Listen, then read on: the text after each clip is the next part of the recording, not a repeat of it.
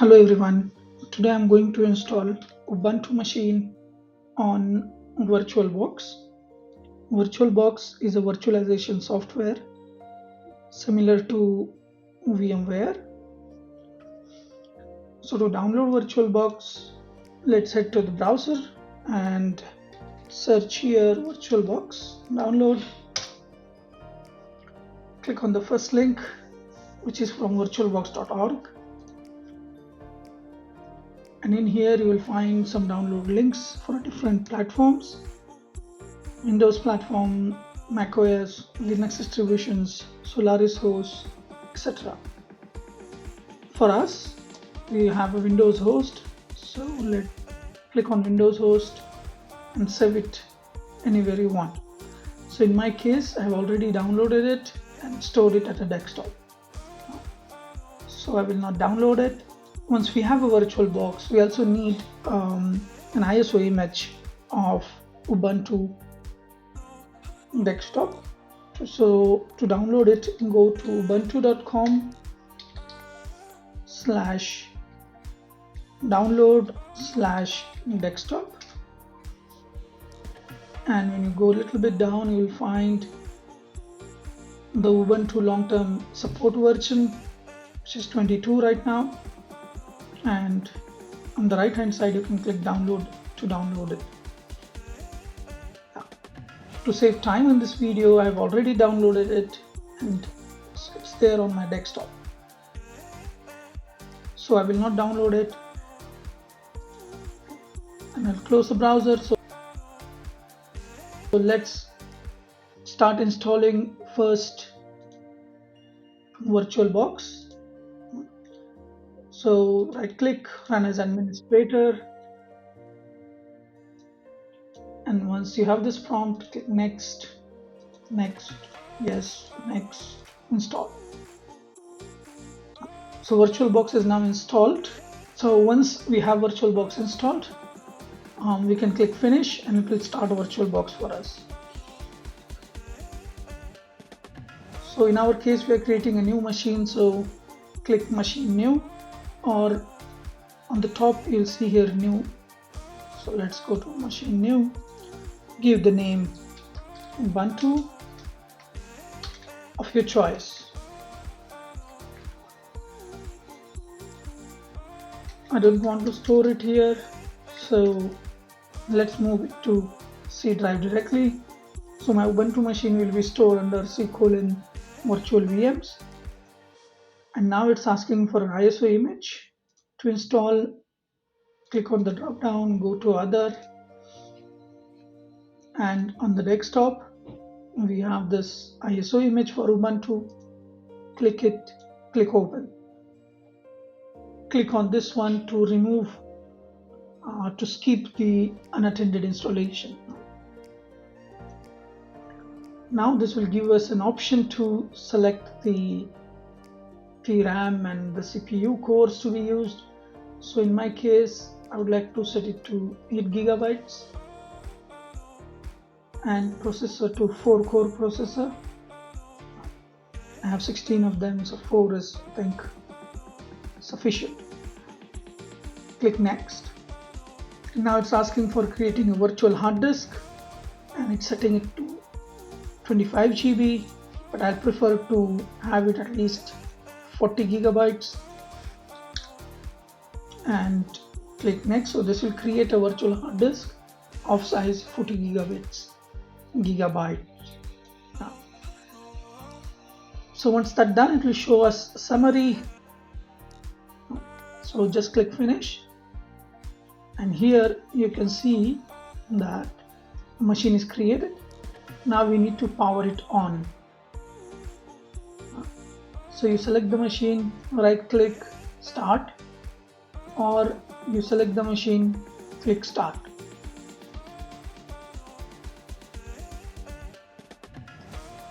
Once you start it, it will power on the machine and start it.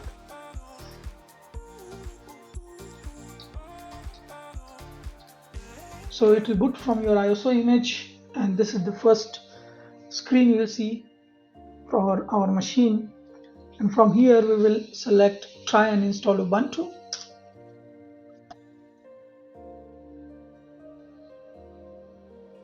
So it will boot up and you end up on this screen. So in our case we want to install Ubuntu, so click install Ubuntu, select your keyboard type, continue. On this screen it will ask you about what kind of installation do you need. A normal one. In normal installation it will install some games, office softwares, utilities and media players, which in my case I don't need it, so I will keep it to minimal installation. This will have only basic OS installation with web browser and things like calculator and all that.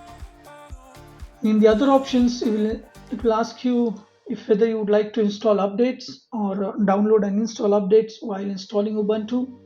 I will click yes, that's important. And I'll also check on third-party softwares for graphics and Wi-Fi drivers.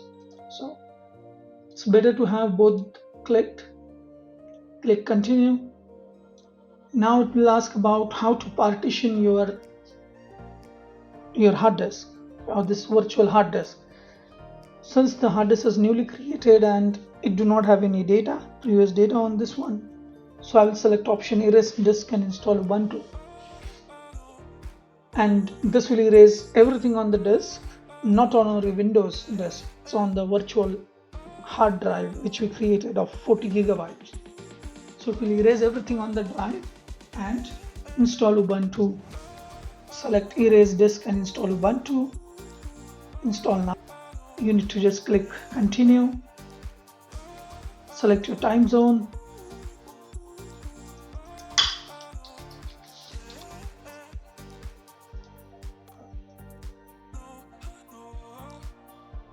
So once you select your time zone, it will ask you for the username. Okay. So in my case, the username is dev.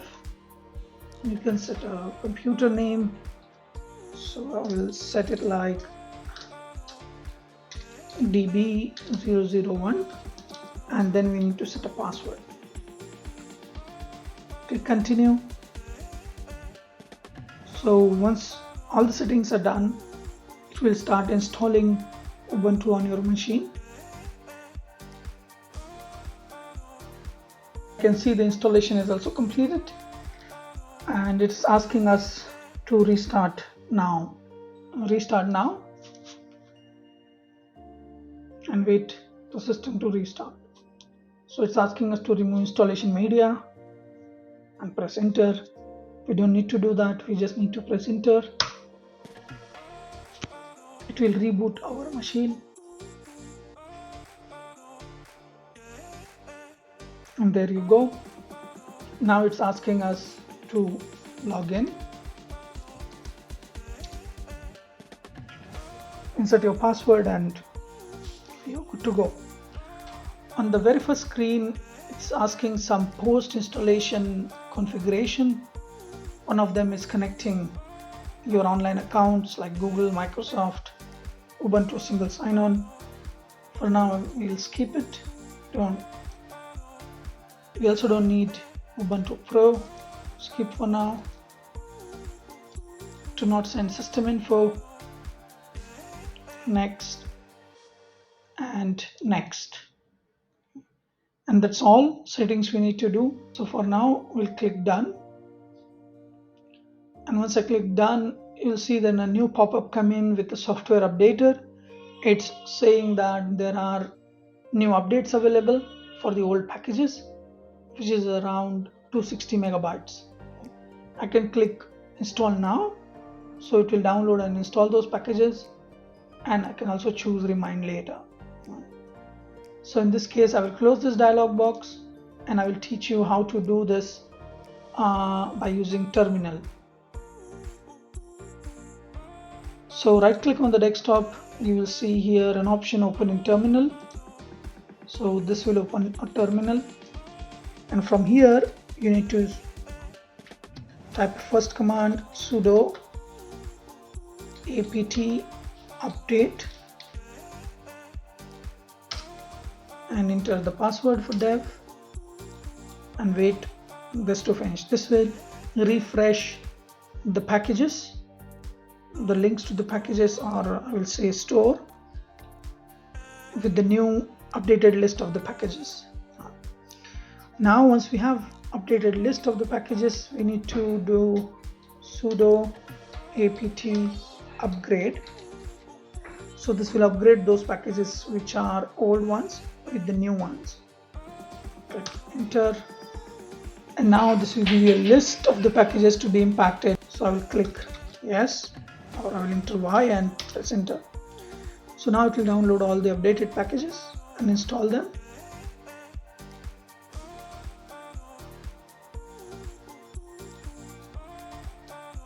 This package is around 225 megabytes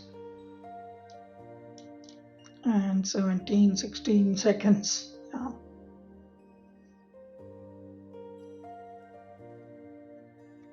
So the packages are now downloaded. It's installing the new packages. Here you'll see a progress bar.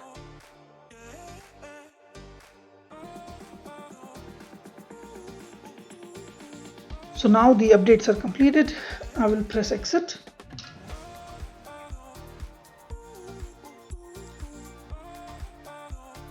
To have a better viewing experience, we can make this virtual machine full screen. To make it full screen on your monitor, you need to go to devices and click insert guest addition CD image. So it will add a disk to your Ubuntu machine. You can click on it to open it, and from now here you need to right click on this window and open it in terminal. So this will directly take you to root media dev and the disk drive ls -lrt. Now you can see it here. I will copy it, and to run this file, so this file will install the additional plugins to your machine so that you can make the integration between the host machine and the Ubuntu will be flawless. To do that, let me clear the terminal. Enter sudo / and paste the script name. Once you have this command, press enter and give the password, and let's wait until it installs the modules. So it says, you can see the screen is smaller now, and it's going to complete in a minute. Yeah, so this is complete now, and to make it effective, we can reboot our machine. So you can type sudo reboot and press enter, or you can go on the top right corner, click on here, power off logout, and then power off and restart. So it's your choice. So I will do it from the terminal, sudo reboot. So this will reboot my machine.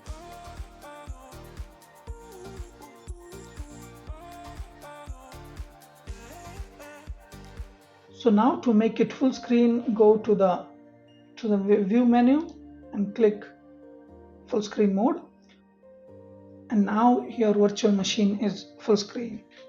Thank you guys. If you like this video, please like and subscribe to my channel for more such contents.